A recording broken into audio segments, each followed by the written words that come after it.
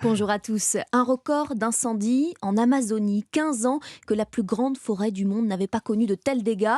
Déforestation, sécheresse, énième épisode d'un été catastrophique pour la planète. Y compris en France, bien sûr. Là aussi, un record, plus de 60 000 hectares brûlés en une saison. Oui, et des images de désolation qui ont forcément marqué nos esprits au point de devenir une source d'angoisse. Selon une étude Harris Interactive, un Français sur deux s'inquiète pour l'avenir de la planète. Guillaume Dominguez.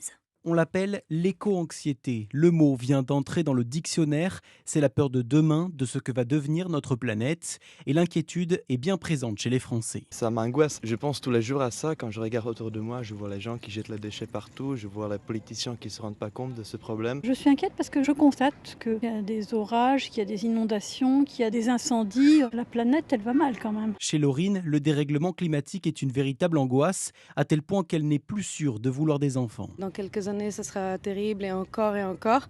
Donc autant ne pas faire endurer ça à une descendance pour qui ça sera terrible de vivre, quoi. Une éco-anxiété qui, selon le docteur Alice Debiol, médecin de santé publique, peut toucher absolument n'importe qui. C'est un état d'âme, c'est une sensibilité qui peut traverser l'ensemble des couches de la société, puisque les enjeux qui la déclenchent nous concernent tous et s'accompagnent de tout un panel d'émotions qui va de la tristesse à la colère, en passant par le sentiment d'impuissance ou encore la culpabilité, au-delà de la seule, on va dire, inquiétude ou peur. Cette peur de demain pourrait toutefois être vertueuse, selon le docteur Debiol, entraînant une prise de conscience de l'état de notre planète et un changement global de comportement. Guillaume Dominguez.